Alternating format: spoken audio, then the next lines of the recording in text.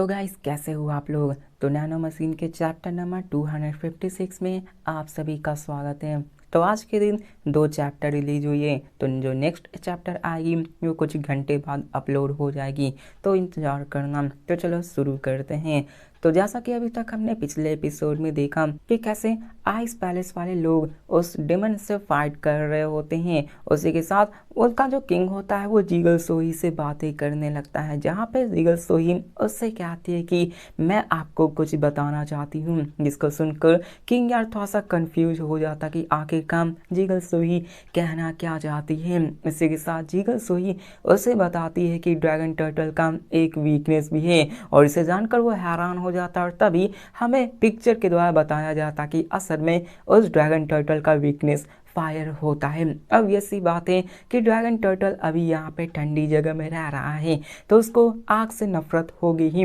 जिसकी वजह से मोयोंग कैंग के लीडर वहाँ पे उस पे आग बरसाना शुरू करते हैं। उस ड्रैगन टर्टल के हेड पे तीरों की बौछार होना शुरू हो जाती है, जिससे कि ड्रैगन टर्टल को काफ़ी ज़्यादा गुस्सा आ रहा होता है और उसके चेहरे जलना शुरू कर देती है, जिसको देखकर मोयोंग कैंग खुश होते हुए कहता कि एंचेस्टर आप सभी का काफ़ी शुक्रिया। मुझे तो लगा था कि ये फायर एरो पूरी तरह से इनइफेक्टिव होंगे, क्योंकि ये उनके स्किल्स के आर पार जा ही नहीं सकते, लेकिन ऐसा लगता है कि ये ड्रैगन टर्टल के लाइटनिंग अटैक्स को काफ़ी ज़्यादा वीक करता जा रहा है, जिसके साथ बाकी के और बंदे वहाँ पे फायरिंग करने लगते हैं और अपने ड्रैगन टर्टल पे तीरों की बौछार जारी होती है और उसके ऊपर कई सारे तीर बरसने लगते हैं। लेकिन तभी हमें दिखाया जाता कि वहाँ पर ड्रैगन टर्टल थोड़ा सा पीछे हटना शुरू कर देता है, जिससे देखकर यार उन सबको लगता है कि यार वो यार नीचे वो पीछे हट रहा है। इसको देखकर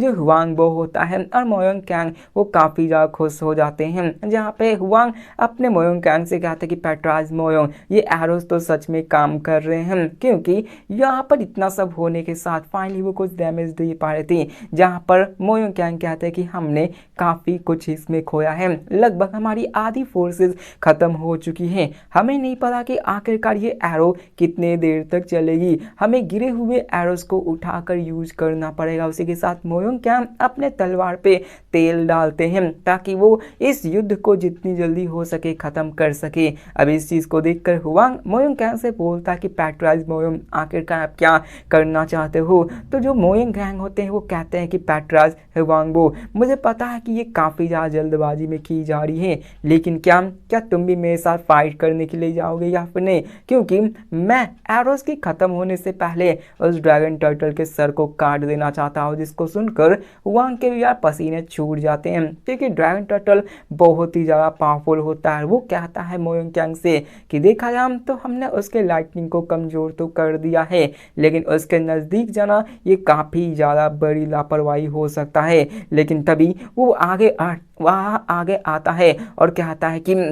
ठीक है मैं जा रहा हूँ। अब मोयोंग कैंग वहाँ पे अकेले जाने वाला था, लेकिन हुआंग उसे अकेले नहीं जाने देना चाहता था। वो भी आता है और उसके शॉर्ट से टकराकर चिंगारियाँ निकालता है, अपने दोनों शॉर्ट्स के अंदर आग लगाते हुए कहता है कि अगर ऐसा है तो हम दोनों साथ में जाएंगे। इसको जानकर दोनों काफ़ी ज़्यादा खुश हो जाते हैं, क्योंकि उन दोनों के बीच में काफ़ी गहरा रिश्ता होता है, और जबकि वो एक साथ जंग करने वाले हैं तो उनके बीच में कॉन्फिडेंस बढ़ जाता है कि वो दोनों मिलकर उस ड्रैगन टर्टल को मारने में कामयाब हो जाएंगे। जिसके साथ हमें बाकी के बंदों को दिखाया जाता है जो कि अपने पैट्रियाज को ऐसा करता है काफ़ी ज़्यादा चिंतित हो जाते हैं, लेकिन दोनों पैट्रियाज कहते हैं कि चिंता करने की कोई बात नहीं, बस तुम लोग अपने एरोस से बरसात करते रहो, हमें एरोस के ख़त्म होने से पहले उस ड्रैगन टर्टल को मारना होगा। और दोनों हुआंग और मोयोंग कैंग वो दोनों आगे बढ़कर अपने ड्रैगन टर्टल पर अटैक कर देते हैं। ड्रैगन टर्टल रास्ते में ही उन पर लाइटनिंग की बरसात करना शुरू करते ताकि उस लाइटनिंग अटैक से उन सबको मारा जा सके और उनको अपने पास आने ही न दिया जाए। लेकिन वो दोनों उन लाइटनिंग स्ट्राइक्स को अपने शॉट से रोकते हुए उन सबको डिफ्लेक्ट करते हुए आगे बढ़ रहे होते हैं, और साथ में मोयोंग कैंग और हुआंग के लोग अपने एरो से उस पर बरसात तो कर ही रहे थे ताकि वो वहाँ पे उन सब के लिए रास्ता बना सके और दोनों पैट्राज अच्छे से उस मॉन्स्टर के करीब जा सके। जिसके साथ एरो बरसात होने लगती है और दोनों धीरे धीरे करके आगे बढ़ने लगते हैं। कुछ एरोज जाके अपने ड्रैगन टर्टल के सर पे भी लगती है, जिसकी वजह से वो गुर्राना शुरू हो जाता है और इसी वजह से वो नीचे अंडरग्राउंड में जाने की कोशिश करने लगता है, जिसको देखकर वो लोग कंफ्यूज हो जाते हैं और गुस्से में कहते हैं कि ये तो भागने की कोशिश कर रहा है, हमें जल्दी से इसको रोकना चाहिए। और वो दोनों जोश जोश में आगे बढ़ने लगते हैं ताकि वो ड्रैगन टर्टल पे अटैक कर सके। लेकिन यहाँ पर ड्रैगन टर्टल तो बस अपनी चाल दिखा रहा था, वो अंदर नहीं जाता बल्कि वो अपने सर को जैसे अंदर धंसाया था ना, तो वो अंडरग्राउंड के अंदर ही बिजली छोड़ता है, वहीं पे बिजली से अटैक करता है, जिसकी वजह से वहाँ पे ज़मीन भी टूटने शुरू हो जाती है, लाइटनिंग स्ट्राइक्स उन पर भी गिरने लगती है, जिसको देखकर वो गुस्से में कहते कि ये तो अंडरग्राउंड अटैक भी कर रहा है। हमें दिखाया जाता है कि कैसे ड्रैगन टर्टल अपने सर को आधे जमीन में धंसाए होता है और वहीं से लाइटनिंग स्ट्राइक्स उन सब पे बरसा रहा होता है। अब ये देखकर यार वो सब कुछ नहीं कर पाते क्योंकि इससे वो काफी ज्यादा दूर फेंका जा चुके थे और अपने मोयोंग कैंग से हाथों से तलवार भी छूट चुकी होती है और कहते हैं कि सेट मैं इसको ब्लॉक नहीं कर सकता। लाइटनिंग स्ट्राइक्स उन पे बड़ी ही तेजी से आने लगती है, लेकिन तभी वहां पे आइस पैलेस का एक बंदा आकर अपने आइस वाइट स्पेस से एक शील्ड बना के मोयोंग कैंग को प्रोटेक्ट कर लेता है, जिसके साथ और भी बंदे आना शुरू होते हैं और कहते हैं कि तुम लोग आगे बढ़ो, हम लोग इस लाइटनिंग स्ट्राइक को रोकते, जिसको देखकर उनका मोरल और भी हाई हो जाता है और कहता है ठीक है, और साथ में वो फिर से शॉर्ट्स को उठाकर आगे बढ़ने लगते हैं ताकि वो उसको जितनी जल्दी हो सके खत्म कर सके, जिसके साथ वो एक साथ मिलकर फिर से अटैक करते हैं। और ड्रैगन टर्टल भी यहाँ पे नहीं रुकता, वो भी अपने लाइटनिंग स्ट्राइक्स को अपने मुंह के अंदर गैदर करके उनके ऊपर स्ट्राइक करना शुरू करता है।